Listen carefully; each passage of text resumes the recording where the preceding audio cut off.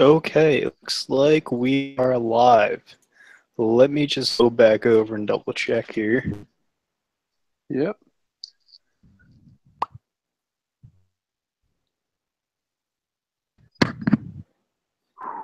We are actually live.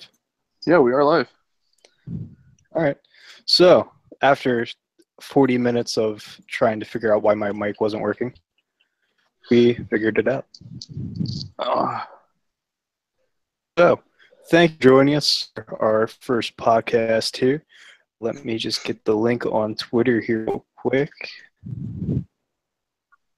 And there we go. Hashtag.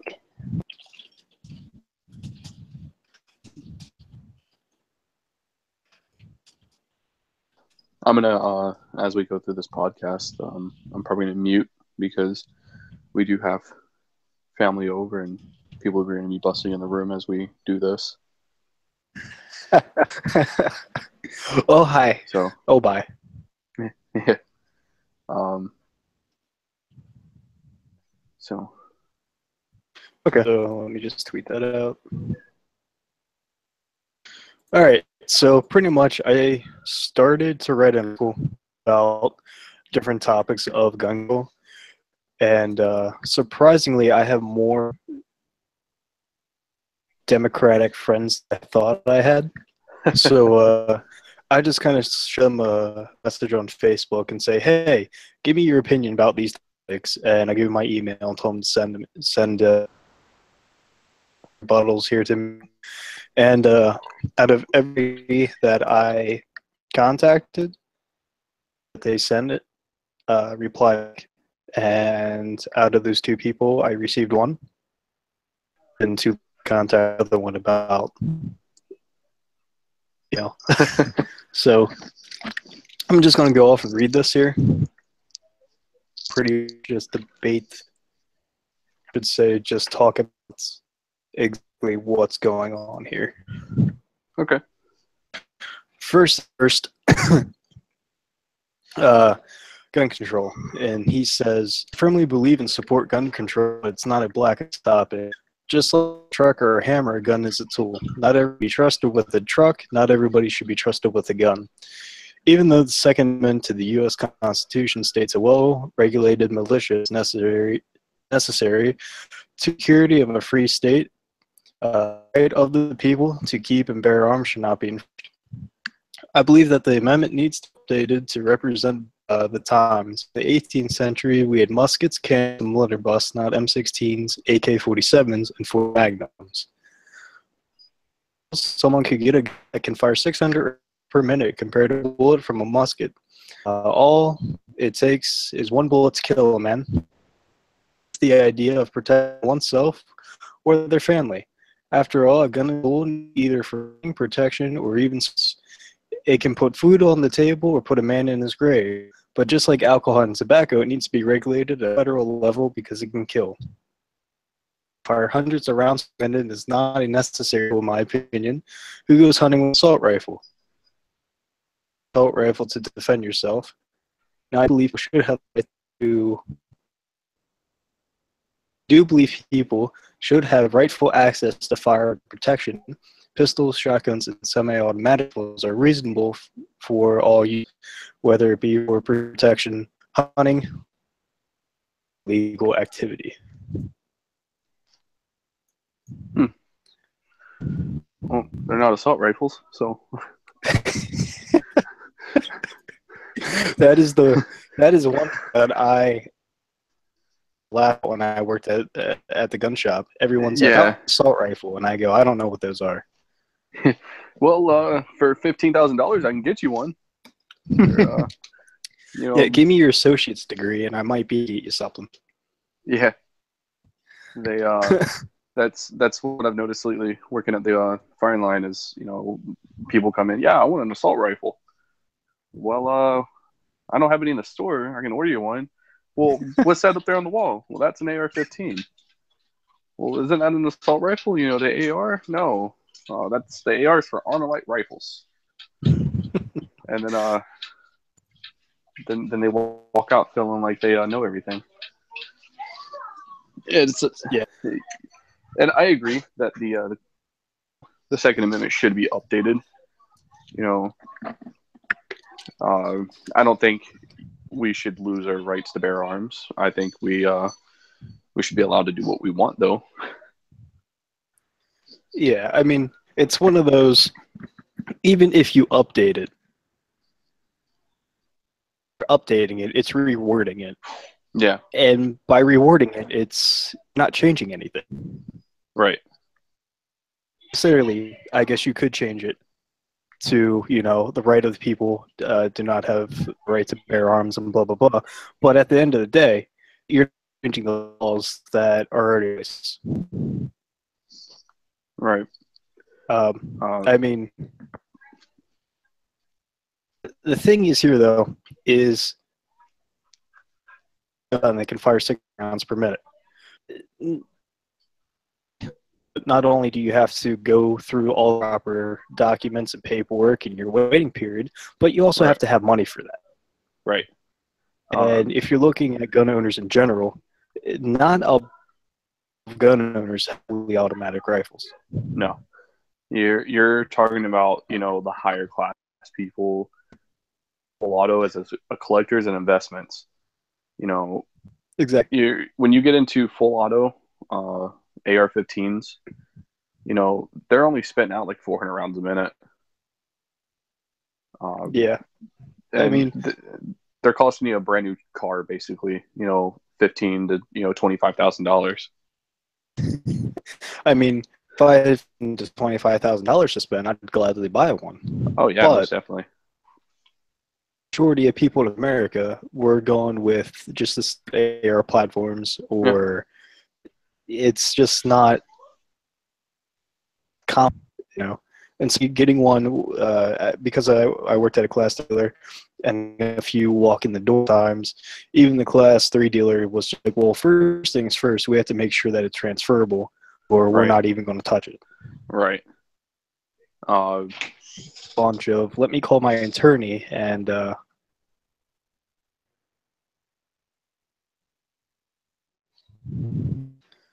but yeah, I mean, so full autos on the market up there, but they're high priced. They're in high demand, and a lot of gun owners actually own them. I see a reason to have a full auto gun. They're fun experience, sometime in your life, but it's not very, it's not needed. Yeah, I mean, it wouldn't. I mean, he's right with the fact that wouldn't use it for protection. No. Because that's going to hold up in the court at all. Yeah. The judges go, you had 2 intruders in your house and you emptied both magazines. Yeah. Before you to jail for manslaughter, and even get the death penalty because of it. Right. It's, full auto guns aren't a self-defense gun. They're a collector kind of thing. Something like, hey, I saved up a long time and I bought this. Blow holes through my wall because there's a guy behind it. And I wouldn't even imagine hunting with it. That's how you. That's how you ruin a deer. Yeah, or miss a deer. We'll hit it. The rest of it won't. It's just they're.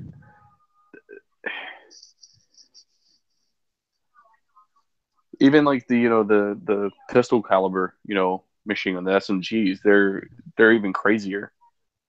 Because like I shot a MAC-10 just the other day, and it's a 45 ACP, and have 3 points of contact on it. It's uncontrollable. Like, I haven't shot where I worked. I haven't shot the full auto AR that we had, but I did get the opportunity to shoot the UMP and the MP5. Oh yeah, and they're wonderful.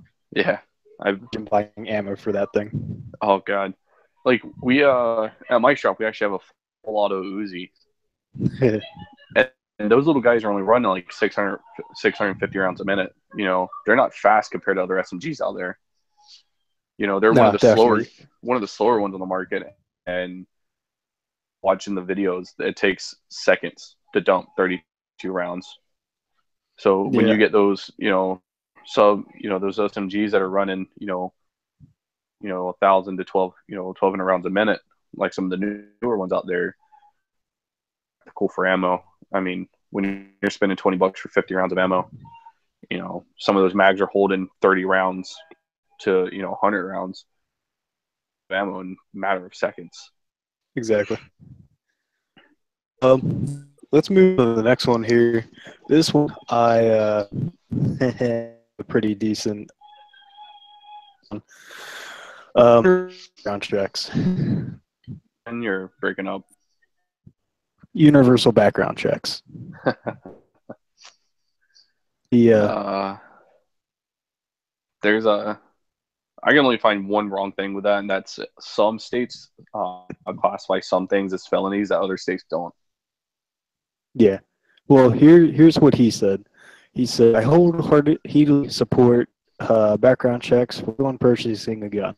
It can kill people, and that's the bottom line. We need to make sure that the system in place that can check with the most accurate whether or not the person buying the gun has any harm, handicap, they cannot buy any gun. If the person has a criminal history, they cannot buy a gun. Such criminal should be anyone who has. I can't even read this. Holy shit. Where was I? Such criminals would be anyone who has at least a felony or a lower tier crimes. Was that?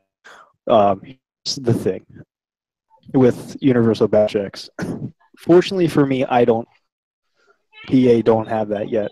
I don't think you guys have that in Florida yet. Nope, we don't. We just go through the 3 times the amount of time to get an approval. Exactly. He can see that there's something wrong with the waiting period in Delaware. So even if you go into research and you have to wait the full amount of time, by that time expires, or by the time you get approved on like the last day, that's when like the 4473 expires. So you have to go one out and then go through the waiting process again. So they have like a 30-day wait? Stupid like that. Don't know for sure. I have to talk to him again. But he said crazy. you're in an internal loop of waiting to something. I couldn't do that. No. See, I love Florida because we're America's Australia. I tell that to all the visitors. We have everything you can imagine and then some. Like, I'm sure PA is the same way. If you have a concealed carry, you can buy that handgun or that rifle the same day. And long guns you can buy the same day as long as you're in certain counties. Oh, really? Yes. If you're so I live here in Pasco County. If anybody listens to this and is from Pasco County, hi. So if you're in Pasco County and drive south to Pinellas County, which is about a 10-minute drive from where I'm at, you cannot buy a long gun the same day. So what the hell? So, yeah, it's crazy. So if you live in Pinellas County, you can go to a gun shop and have to wait 3 days if you don't have concealed carry for a long gun.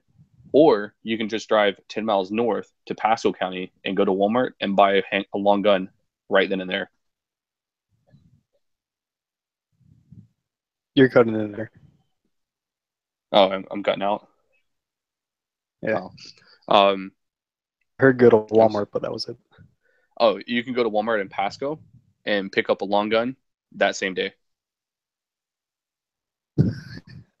So it's like I don't. It's a have an extra 10 miles or not. I don't think any county like that in PA. Yeah, don't know. PA is pretty big, and I don't know all the counties. Yeah, so it's I believe the sheriff's decision or the mayor of that or the head honcho over that county, the commissioner or whatever. It's up to them or the sheriff to decide whether or not you have to wait 3 days. Okay, we have different waiting periods for carry concealed. Like because I live in Dauphin County up in PA. I go in the house, I do all the paperwork, well, I pay them, and then they call me like a week later and say, hey, come pick it up. Like, I can't walk out the same day. But if I live in Lancaster, which is like 10 minutes from me, if that, you can go to your courthouse, walk in and walk out the same. For like for purchasing a firearm or just getting the concealed carry license? Just getting the concealed carry license. Wow. For as far as I'm concerned, or as far as my knowledge is, everywhere that I've been to around the area and different counties around me can walk the same day with any gun.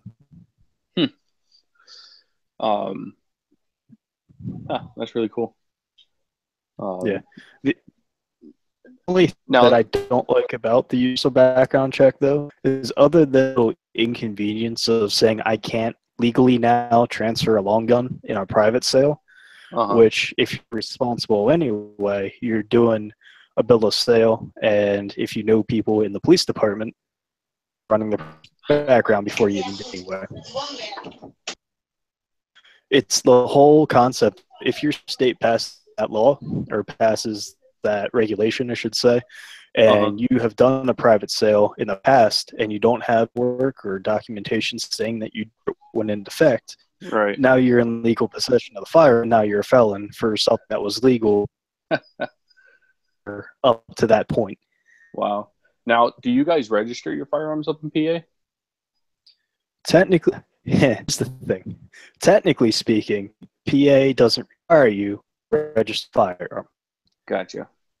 But for a long gun, or I'm sorry, for a handgun, you have to fill out your state form, which 3 page. You get a copy, the gun shop, the FFL gets a copy, and then the state police copy. So technically speaking, you don't register a firearm; it's automatically done in. See, that's the great thing about Florida is you don't register anything. The only thing you register is your NFA weapon. So, full autos, SBRs, your suppressors, your destructive devices. That's the only thing that you register, and that's because that's an ATF thing. Handguns are completely off the, the only people who know bought that handgun is you and the place you buy it from and the ATF when they do their audit. You don't register anything down here. They do for handgun sales of 4473. 4473, and if they got to conceal, they walk out that day, as long as they get approved. What the hell? Yeah. So, and then in the state of Florida, you also have the right to private sell.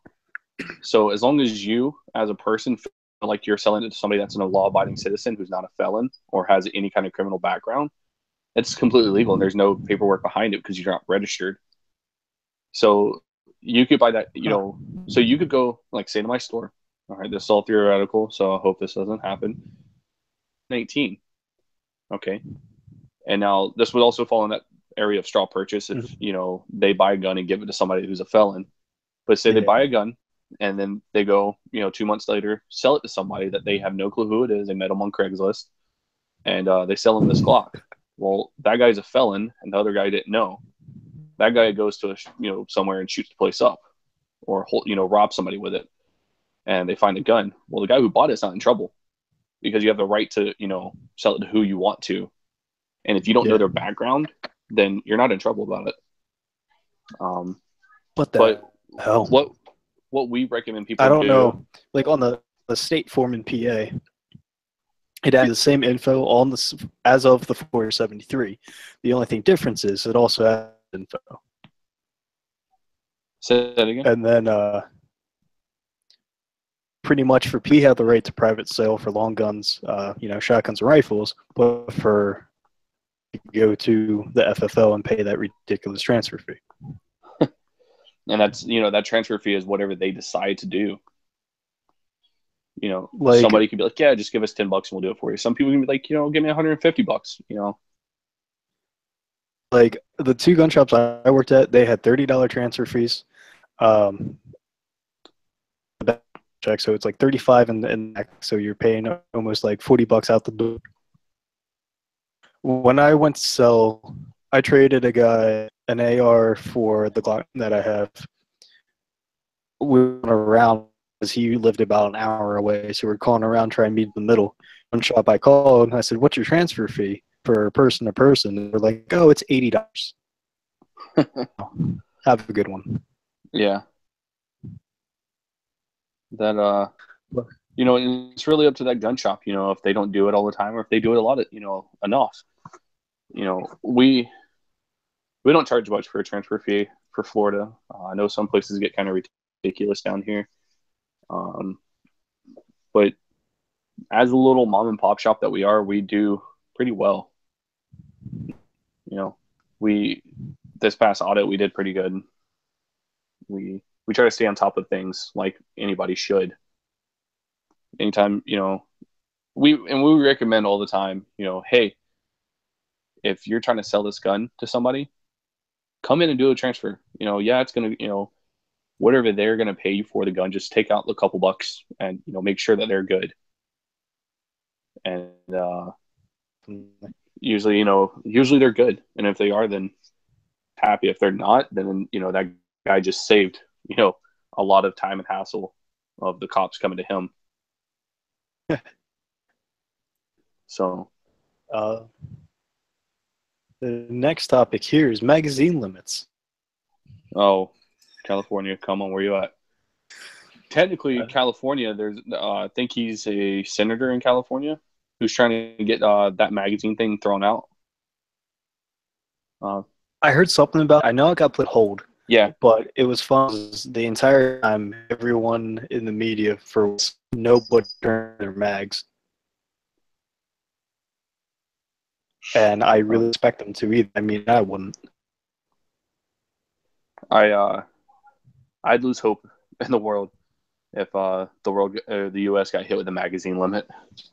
Seriously, it's 30 rounds or 10 rounds. It doesn't matter. I can change a 10-round mag at the same speed as I can a 30-round mag. And unless it's that stupid bullet button bullshit. Oh God! You open the upper receiver and then you push a button and you pop that one out and you.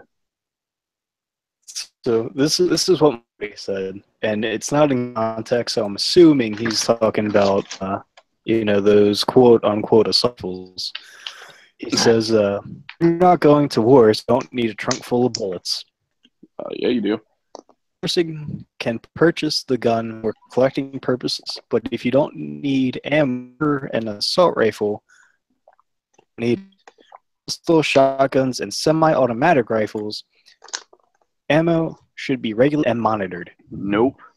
How are you going to regulate and monitor, crates of ammo that are shipped out?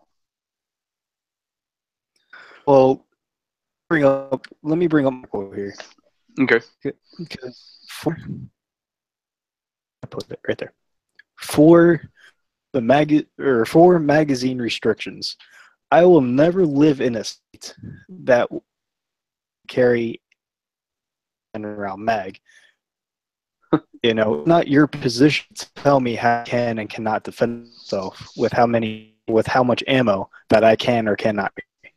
All right. Magazine capacity. Let's see. How many?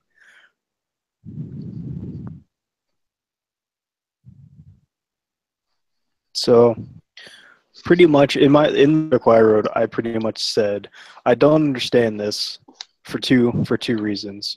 Why would a politician, state or federal level, ban a magazine capacity? Do is, as a law-abiding citizen, why would you live in the state where your rights are being infringed? And it just doesn't make sense. Like, you're going to tell me that I can own an AR, but I can't have 30 mag, or I can own a handgun, I can't own a 17 round. Right. So, and that comes like, what's the purpose? How do they regulate magazine capacity, though? Do they? 17 rounds are too much, but 15's okay. I don't know where they come up with these numbers. Well, and that's like in a Glock 19. 15 rounds is, not okay, but 10 rounds are, it's okay. It puts a smile on my face when you get the Springfields in, and it says not legal in California or not Yeah. legal in Maryland. Mm-hmm. California, Maryland, and New York. Well, here's what I don't understand. If you live in Maryland and have an AR, you cannot own you cannot buy a high capacity magazine in Maryland. If you come up to PA, you can buy your mags all day and then drive back to Maryland and legally own them. Yeah. In the fucking state. Nope. That's what is it? Over in Nevada,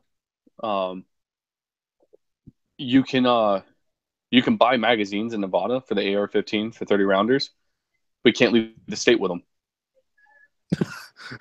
What? Yeah. How are you gonna tell me that if I move, I can't take it with me? No, you could take it with you, but if you buy them there, they stay in Nevada when you leave. Oh. Yeah. That's not how any of this works.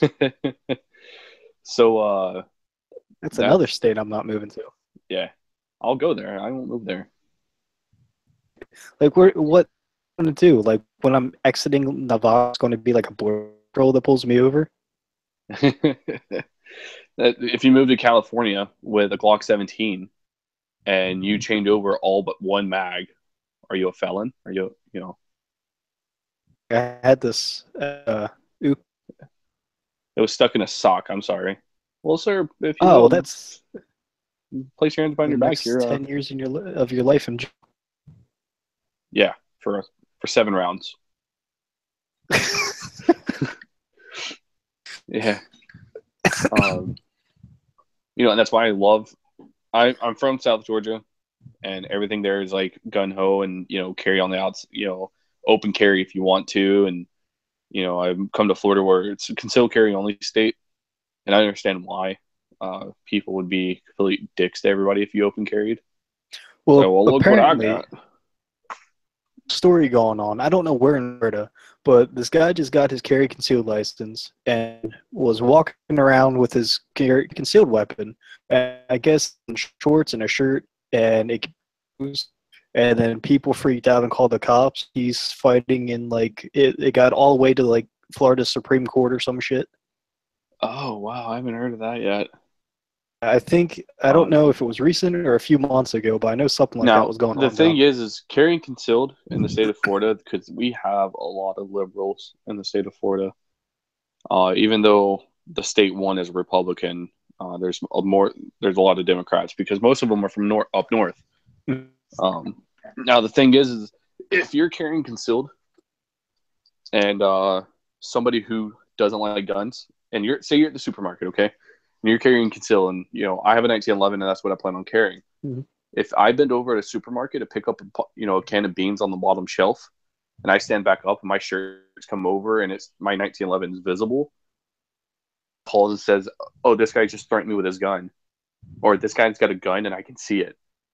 You're there. Some judges will hit you with brandishing a firearm, even though you just bent down and grabbed beans. Yeah. So, a lot of people say open carry will never come to the state of Florida, and I wish it would.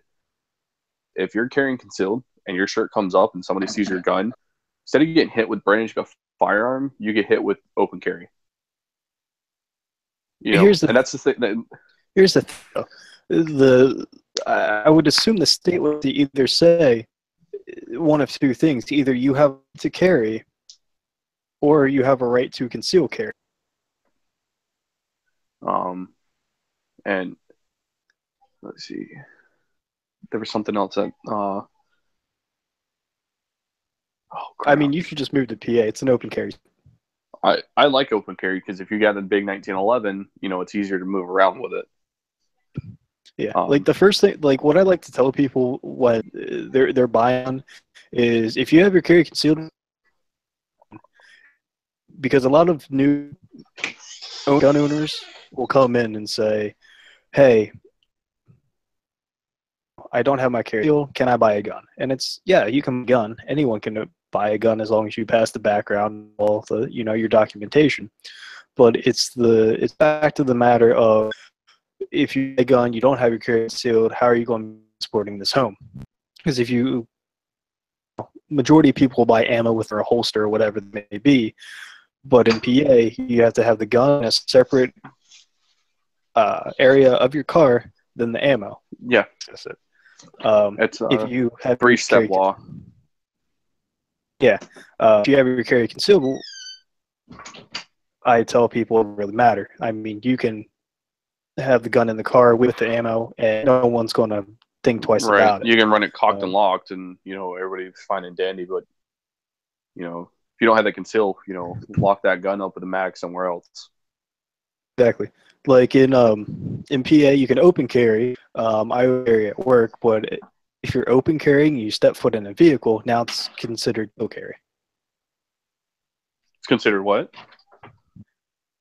Have it open your hip, and you get into a car. Now you're concealing that weapon.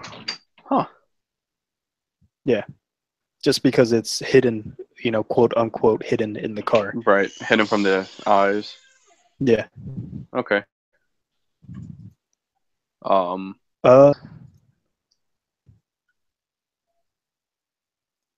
want to talk about semi-autos? Sure. All right. So, my buddy said about the semi-auto ban. If a person trusted with the gun, pass background within the limits of keep within the magazine limits, I have no problem. It can be used in sport, hunting, or production. Okay. It's not one of those gun. It's a law, hunting law. Semi-automatics can be used for hunting, and then it got to the final stage, and then they vetoed. And pretty much, there's a lot of outrage for both sides, for and against it. I understand. I don't hunt with a rifle. I hunt with a on public land, and can't stand, idiot out that beside me shooting a gun. But the biggest reason I would support running in PA with semi-auto is for the fact of the matter of not really for, with 5-round mag and spray everywhere, but more for somebody that can't hunt regular action, case maybe, so can't recoil. By all means, that's fine. So if they pass the hunting ban, the semi-auto ban, I kind of understand why, but there should be different law or like a permit that you can get to hunt with semi-auto if you have that kind of like handicap or like ability. Right. And that's another thing, a lot of people don't realize it. A lot of people think it's a difference in recoil between a bolt action, or a lot of people don't know the difference in recoil from a bolt action to a lever action to a semi-auto. Whenever you shoot a bolt action or a lever action, you're getting all that energy pushed straight into you. Yeah. To where, that semi-auto, you have a spring in the back that's absorbing a lot of that energy. A 308 semi-auto AR-10, you're getting a lot less felt recoil. And it makes it easier for, older guys who are trying to hunt out there. Like, and even if, like, the magazine you're hunting with a semi-auto, they had it as the, 5.56 or 2.23. They approved both of those. For 308, though. So just the 5.56, 2.23. But I know. I'd rather get shot. I'd rather somebody shoot me with a 308, so I'd die, than get shot with a 5.56 2.23, because I'm gonna live more than likely through that 5.56 2.23. Yeah. You would think they want the animal to die, not just like. It's kind of sketchy. Like shooting a deer with a 5.56, kind of like, well. I want you to live, but I want to eat. I'm just kind of mixing the emotions here, dude. So shake a shot. Yeah, like, well, the magazine capacity was 5 rounds, and even here's the thing: you approve the weight semi-auto, you don't need rounds. You could, because a deer with 308, Oh, it's going down. Yeah, it's going down. There's enough weight there to tumble. Exactly. But that just, it's crazy. Like the comments were like on Facebook, and like even paper articles were just a bunch of old people and we don't want people hunting with ARs on like traditional. And it's like, what's traditional about hunting? Who gives a shit? Like, if Frankie can't handle a bolt action because he has one arm or something, yeah, the kid shoot a fucking AR and be able to go hunting. Yeah. I mean, if they want to get on the topic of traditional, get out there with a freaking stick, some string, and a piece of wood. You want to get traditional, you know. Make yourself an archery bow and go hunt. You know, you can't hit with you can't hit with the topic of, traditionalists, use bolt or lever, not semi-autos. Well, this is 2017. There's more AR-15 and AR-10s in the world than there are bolt action right now. You know, hell, let's go a fucking musket. Good luck. Well, grab a club and chase the deer. I need you to climb this tree with your bare hands with this club. Deer walks by, out him, bash it on the head. Yeah, jump down, scream, and start beating away. It just will amaze.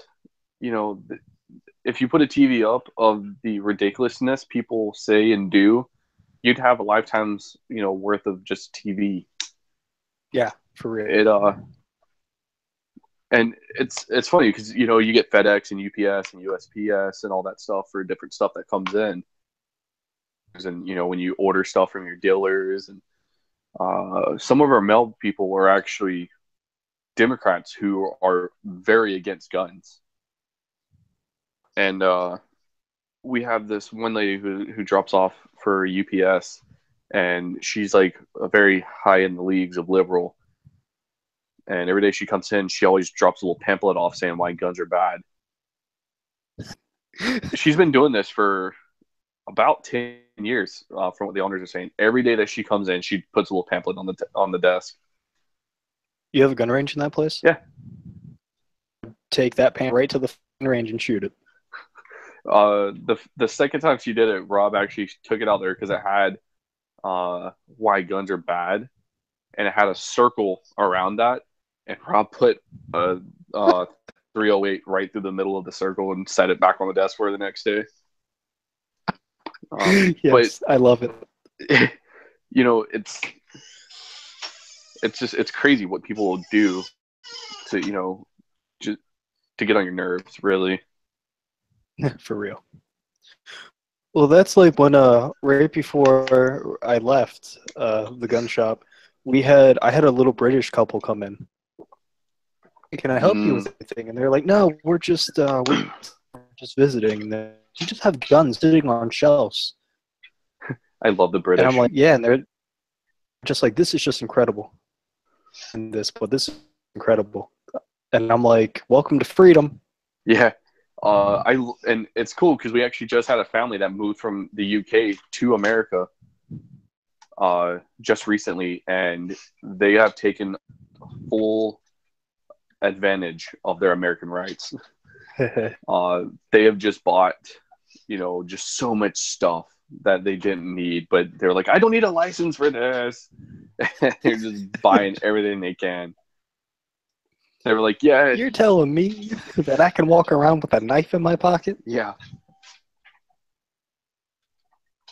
So the son that came with him, he was 23. I talked to him today. He actually is taking this concealed class with us soon.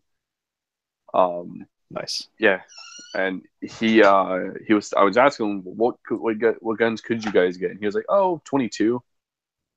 After you waited like 6 months of paperwork, and then kind of like the same way of doing an SBR setup, it's their 22s in the UK.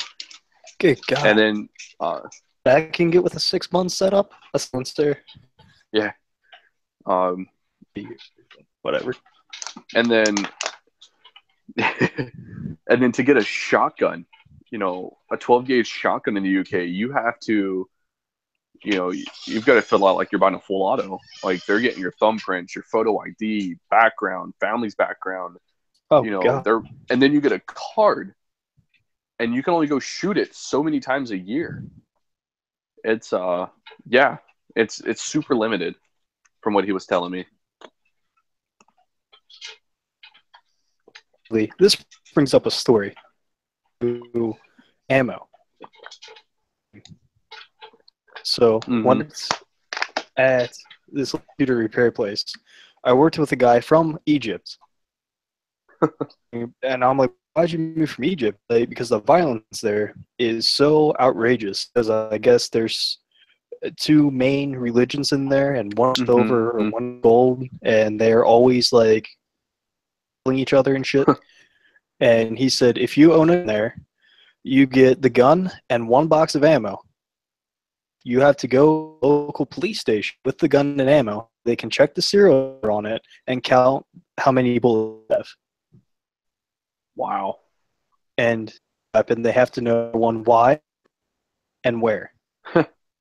And if you, for some reason you like lose a bullet or something around like under your couch or some shit, and it doesn't come up in their reports, then you get not only fined, but you also get like 2 or 3 days of jail time. Wow. Yeah. So basically, what you're saying is, if you want somebody to go to jail for a while, steal their box of ammo in Egypt. Yeah. That is the evilest thing I can think of. We're gonna, oh, this guy lost a box of ammo. An excuse. Oh, let's put like silver and gold necklaces on him, put him in our town, and just die. That's his death penalty. That's what was it? Oh, and I love tourists from Canada. They're the nicest people in the world. If you're listening from Canada, thank you for being nice. They come in and they're like, I don't want to touch it. I just want to look, because because I can't own it. And then we I'm like, no, here, grab it, take a picture, send it to people that you know and love. And and sometimes if nobody's on the range and nobody's in the shop, we'll give them a box of ammo and take them out there with a Uzi and let them feel freedom. They're just, and that changes. They're like, oh, we're moving here. That I will always remember says it best.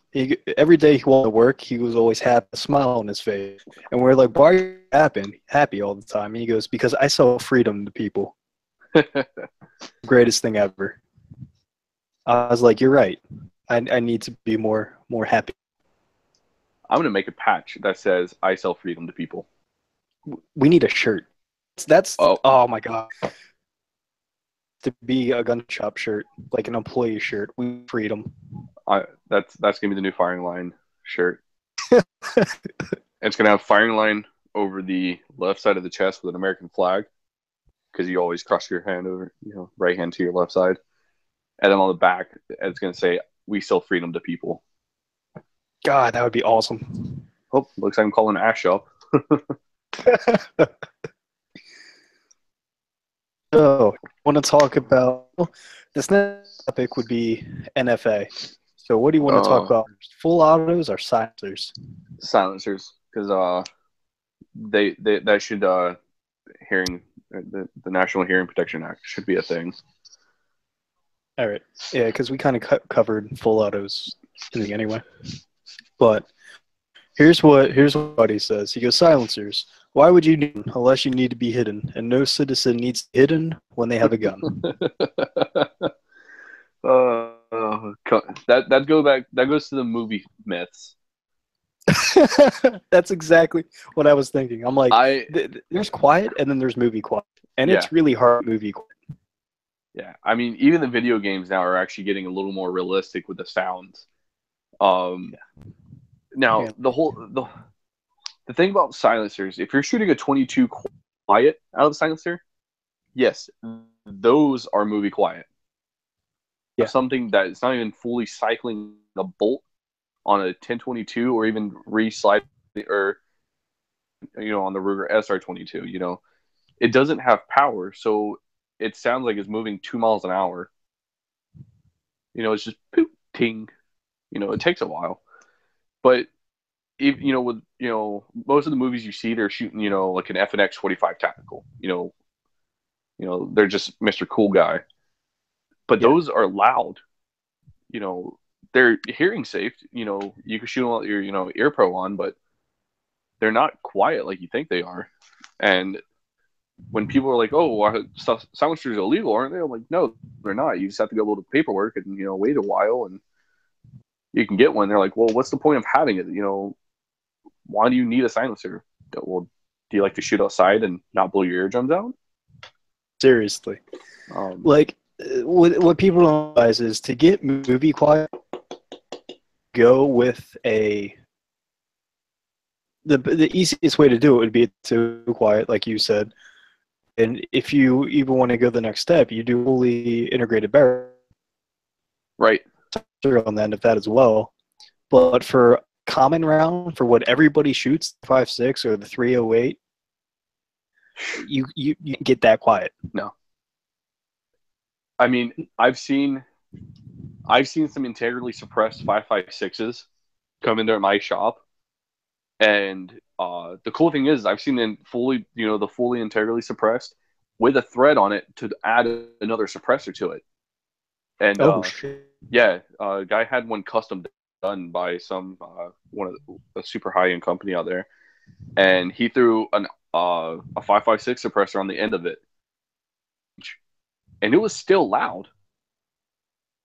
Yeah. The gas is what makes the sound so loud, and you can capture 75% of that gas through the integrally suppressed barrel, and that 25% that's still coming out of there is still loud. It's 20. I think it was, we did a decibel check on it. It was like 24 decibels, which is right up under that hearing safe area. But it's it's a from across the range. Exactly. Yeah. Like that's the thing. Like if the silencers were removed, the NFA, the greatest thing that's happened so far in my lifetime with guns. And they are suppressors as a sit are not cheap, unless you get a 22. 22s are like $250, $300. But if you got a 45, a 45, go ahead. Yeah, I was gonna say for a real suppressor, you're looking at anywhere for like a 5.56, anywhere from cheap ones are really around 550 to 600, with your $200 tax stamp on top of that, with a year of waiting. Now you're and then with all the paperwork. Well, you're paying an attorney also for him to set up the the trust for you. Well, that you go the trust route. If you do individual, you don't have to pay an attorney. Serco does a really odd thing where they're setting out kiosks. The thing you have to do is sign up your account on Serco.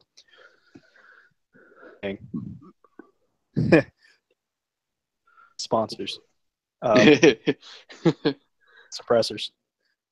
But Serco has a kiosk. You log in on your phone or computer at their website. You create an account. They send you a little code. You go to the local gun shop, whoever has the kiosk. You sign in, you punch in all your credentials, and your profile pops up on the kiosk. It takes all your fingerprints for you.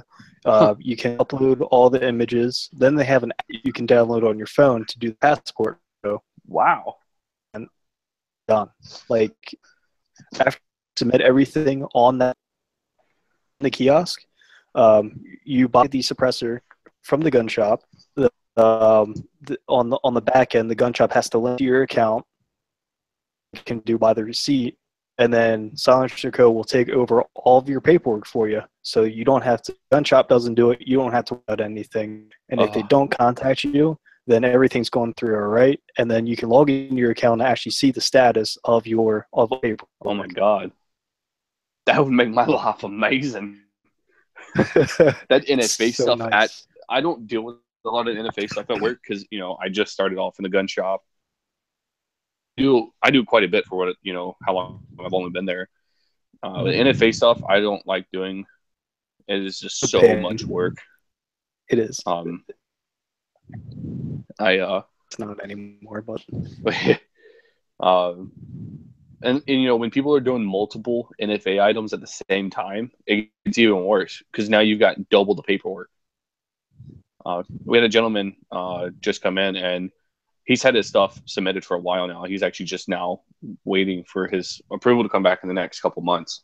But he decided to pick up a SBR nice. From Aero Precision. Very nice setup. That's and the custom stuff, right?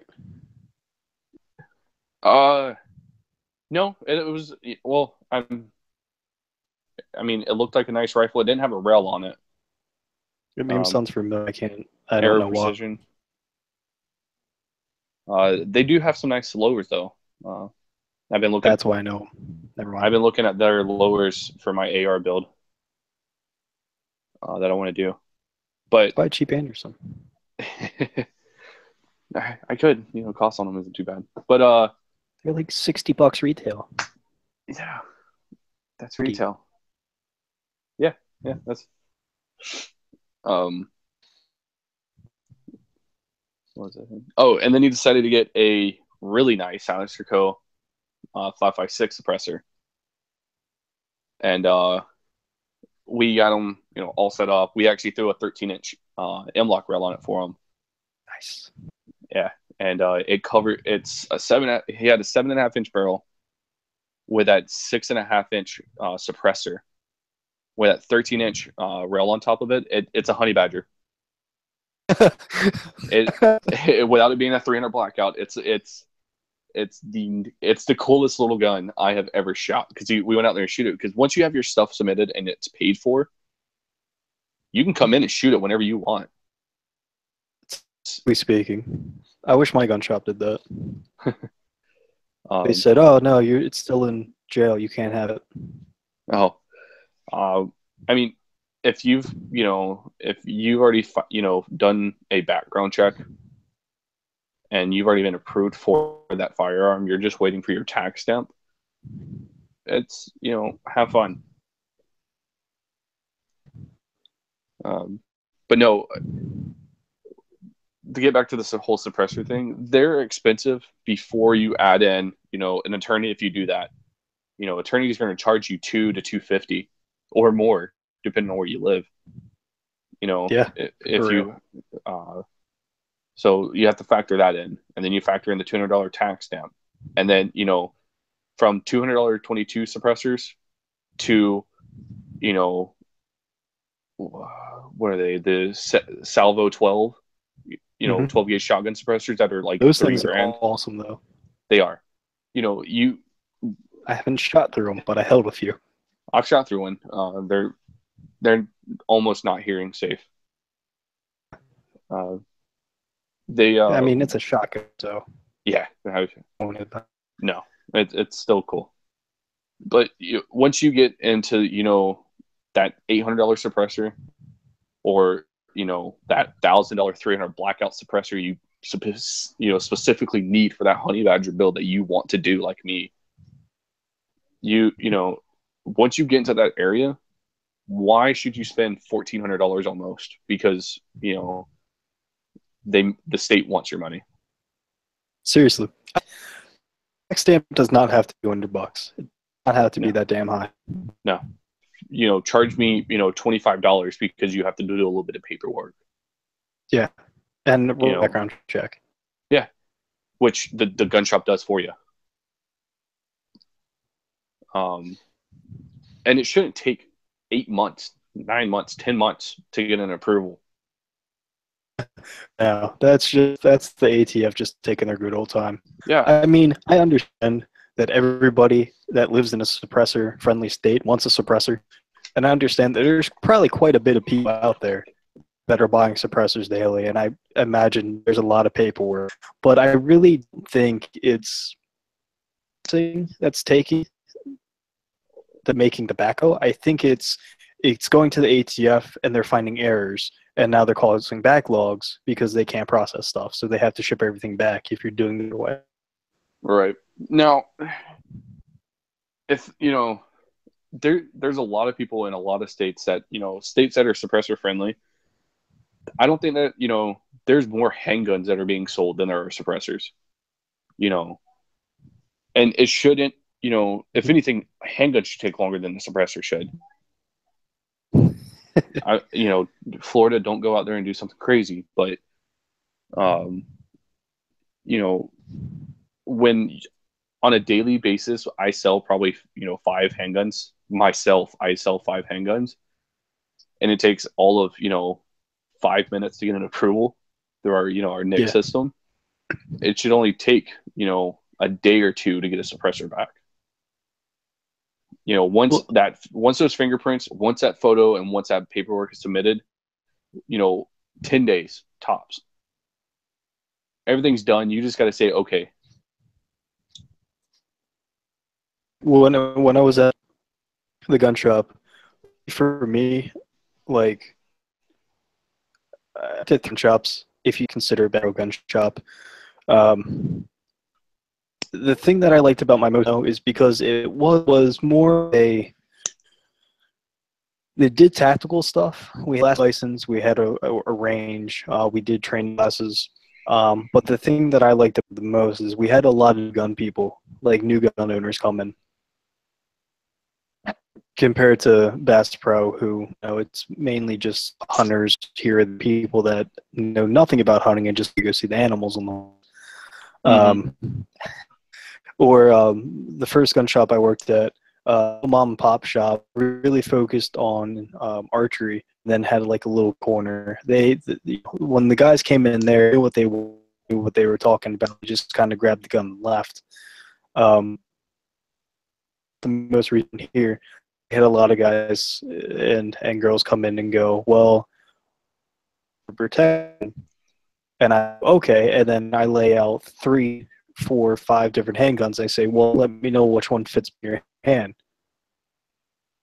Go down and shoot it. Come back and go, you want that? Or, well, I shot this one there, and I like the best. So that one's easy. We couldn't shoot shotguns in the launch because of the filtrations that they had. They had a water backstop. The plat follower would get caught and clog them up.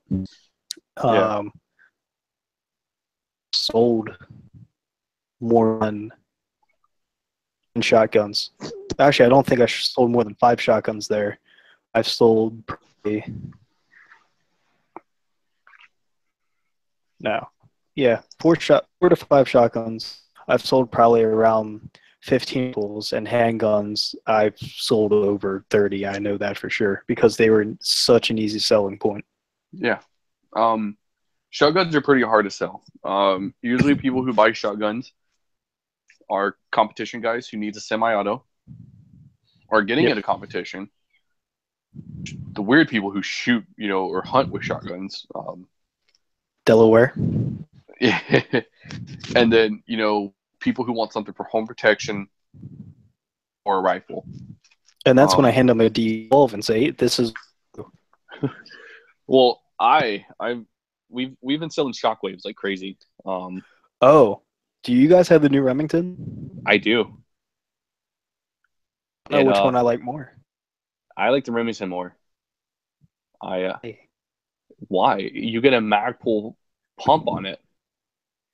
It just feels nicer. But the Shockwave gives you that little tassel. Yeah, tassel. Yeah, that's the word. You have more options with that Magpul on there. I agree. I mean, but I haven't handled the Remington yet, so I guess I think it's a little lighter too. Ooh. Yeah, and it's a steel receiver rather than an aluminum receiver. So, okay, I do kind of like that more than that Mossberg Shockwave is aluminum, and the Remington's is steel. I mean, it's a self-defense shotgun. It's not going to be hopefully shot now. I will say, live in Chicago, if you, Travis, can pick up some Aguila mini slug or mini shells, do it. And if anybody out there is gonna grab a Shockwave or the Remington 870 wave, do not shoot a 2.5, 2 3/4, 3-inch shotgun shell out of them. You will break your wrist and it won't feel good. I want to do that YouTube video. If you're going to film yourself, please. So what? If you're going to do that, film yourself. Yes. And send it to us. I have witnessed people, because we have cameras on our range, so we make sure people aren't acting weird out there. And we had a guy pick up a Shockwave from us when we first got it in, and it was like, yeah, I'm just gonna, I'll shoot it later. He had his own shotgun with him, and he was shooting, 12 gauge out of them, and well, I'll just shoot it now and get a hang of it, and threw in a 2 3/4-inch double lock buck, and he tried to Terminator it and hold it out with one arm. God. And I'm like watching him shoot, and then he picks up that and he puts it in there, and I can't put my ear pro and eyeglasses on and get on the range fast enough. And I'm like, we have a 2-door built for a range, so you open one, let that close, open the next, and go in. Yeah. And by the time I push in the first door and I start ripping open the second one, I do. And he pulls the trigger, it goes boom, and it comes back out of his hand, slaps him in the face, and that was the end of it. And he runs out, and he's got a cut in his forehead, and it's bleeding pretty good, And well, that's what you get for being a dumbass. Yeah, and I told the guy before we went out there, hey, if you're going to shoot this, buy some of these mini shells. I'm not trying to oversell you or anything, because you just spent quite a bit of money. I'm trying to tell you this so you don't, slap yourself. And the little mini shells, they're like 1 3/4 inch, I think. Yeah.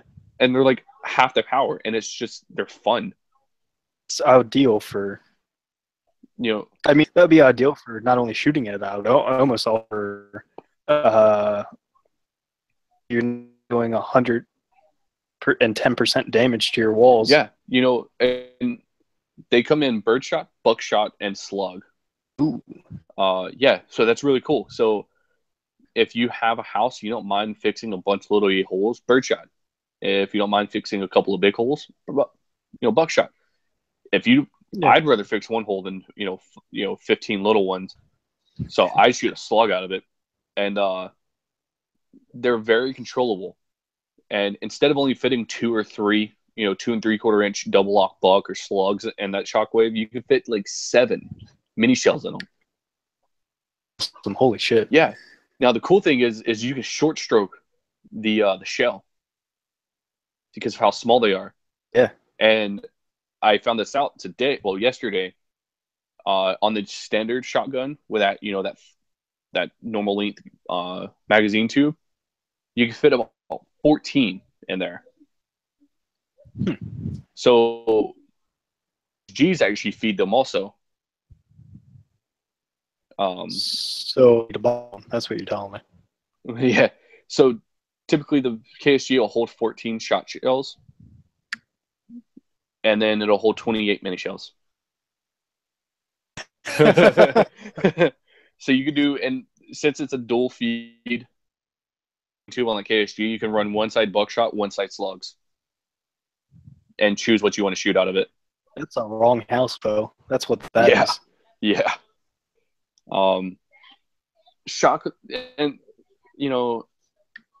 are the hardest thing to sell to somebody. They got to want a shotgun to buy a shotgun. Exactly. Rifles are the same. Well, not necessarily. We don't know how he did it. This lady and her boyfriend came in, wanted something for self-protection. And this cop, he's a K9 unit, and he's talking to him, and he goes, oh, yeah, here's the Smith & Wesfield, this is what you want, blah, blah, blah. And then like 20 minutes later, he goes, hey, I'm giving you the sale, because they did sales tracking. Mm-hmm. And I thought, okay, it's a shield. And he goes, no, I talked them into the DP12. You talked them out of that $500, the $1,200 P12. God. That's salesman of the year right there. Now, I I have never actually held the DP12 because we don't order them. From what I've seen, I don't like it. It's cool. It's a double barrel shotgun. It's cool. It's a dual feed, magazine tube. But it's not very practical because, in my sense, a side by side, you pull one trigger and they both go boom. Seriously. The way this works, you go boom, boom. If I'm trying to shoot somebody in my house with a side by side shotgun, I don't want to think boom, boom. I want to think boom, and I'm gonna pull the trigger once, and I'm gonna re-rack it because I'm used to that KSG. And now I've got one good one falling out, and two new ones going in. The good thing is, we bought 3 DP12s, and we sold all 3 DP12s. The thing is, because I'm not a big guy, they are extremely bulky, and yes, they are. And unless I'm trying to sell it seriously, like you or Austin, majority of people that pick it up, I don't want this. Yeah, and to get some to contract, the Thompsons, they're the same way. Everybody wants a Thompson until they hold it, and they're like, "No, I don't like that," because they're extremely balanced. Yeah, it's an all metal inwood gun, and they're built that way because the full auto versions, zipping. Yeah. They, you're sending 45s down as a recoil operated gun. So every time that thing goes bang, it's coming back and recoil is working it. Oh boy. But all topics on the email going. I do want to wrap this one up, and if you still have time, continue with a different podcast.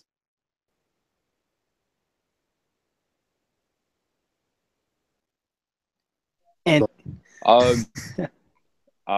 we have some people over tonight, so once we wrap this one up, I go in there and hang out with them and eat dinner.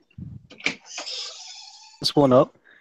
I gotta go cook dinner myself, and we'll be back, and we'll. All right, tune in, guys, and we'll catch you next time. All right. Thanks, man. I'll talk to you later. Bye.